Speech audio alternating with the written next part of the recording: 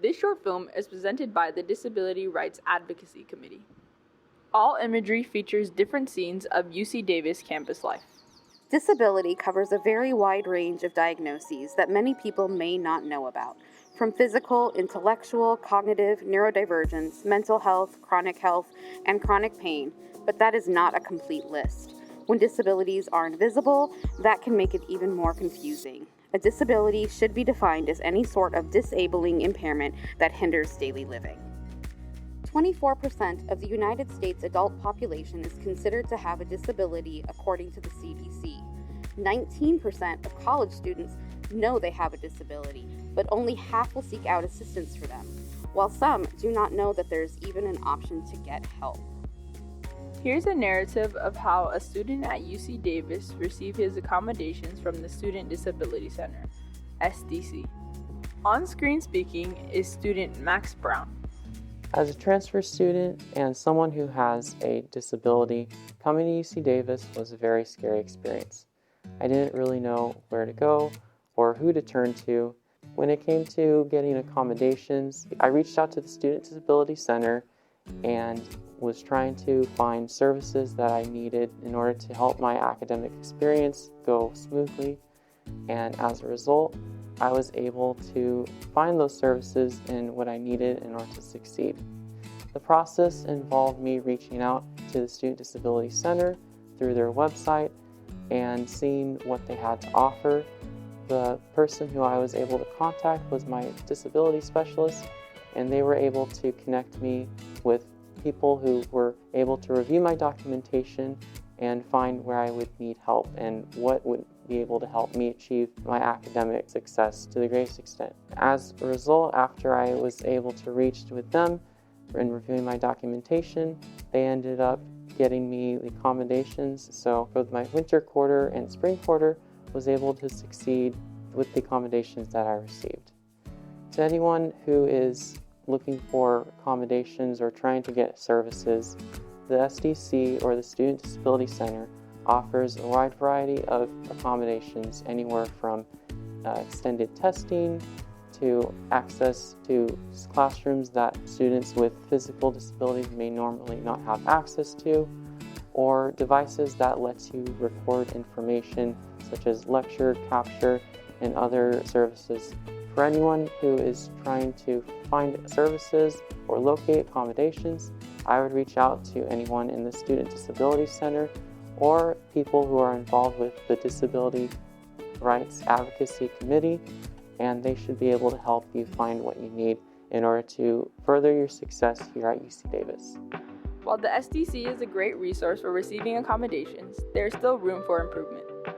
Here is another perspective shared by an international student who hopes to better navigate through classes with her disability by advocating for hybrid learning. On screen speaking is student Bea Rondon. I am thankful to receive accommodations from the SDC, but sometimes it's not easy to get accommodations, and sometimes they aren't enough. For example, it is possible to get accommodations without a diagnosis, but I was not able to get accommodations until 1 year after I experienced my first disability symptoms because, as an international student, I had no established medical history in the United States, and it took very long for me to see any doctor or get any tests done, so I was not able to get a documentation of my symptoms. Now I have accommodations from the SDC, and I'm very grateful for them. But one of the accommodations that I have a hard time navigating is the accommodation to record lectures. Because 1, I'm only allowed to record audio, and 2, I have to be physically present in class in order to record. So that means I can't even use this accommodation when I'm feeling too unwell due to my disability to go to class. So I'm either forced to endure the pain of my disability in order to record, or I simply have to miss class. I believe that hybrid options should be available not only during COVID, but even after, because remote alternatives to in-person classes can not only benefit disabled students, but also students who are neurodivergent, sick, parents, international, have English as a second language, anyone who has to miss class due to unforeseen circumstances, and anyone who wants to review the lecture at their own pace. If instructors recorded lectures by default, I wouldn't need to ask for notes or pictures of the slides every time I miss class. Accommodations should be proactive, not reactive. And actually, I do have professors who are willing to record their classes, but the problem is they don't know how to use lecture capture.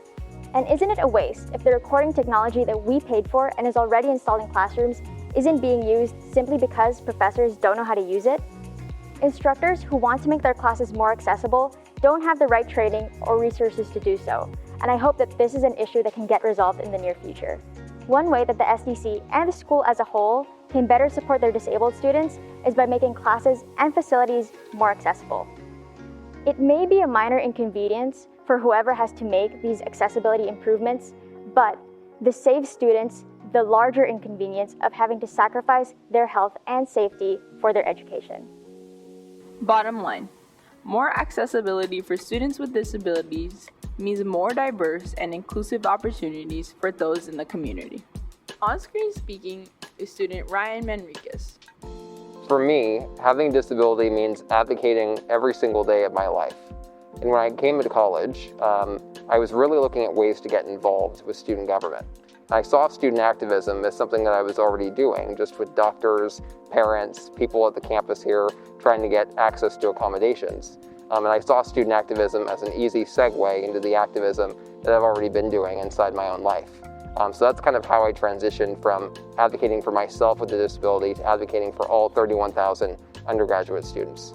So when I think about what it means to be the first disabled ASUCD president, I think of ways that I can really make a mark, because in our 100 years, we've never had a disabled president, and I don't know if that's going to be the case for the next 100 years either. So making our mark here, whether that's academic accommodations and fighting for those students who really need it in the classroom, fighting for accessible classrooms both inside and outside in terms of infrastructure. Those are the things that we really want to shed light on, because they haven't been a focus for our association or for our student body, not for the lack of wanting, but just for the right person to really step into the role to make it a priority. And having a disability has allowed me to do that, and it's allowed me to explore those different opportunities to really advocate for students who haven't had that traditional advocacy in the past. People tell me all the time, Ryan, you must be so tired with how busy you are. I probably work 35 hours a week on top of 4 classes.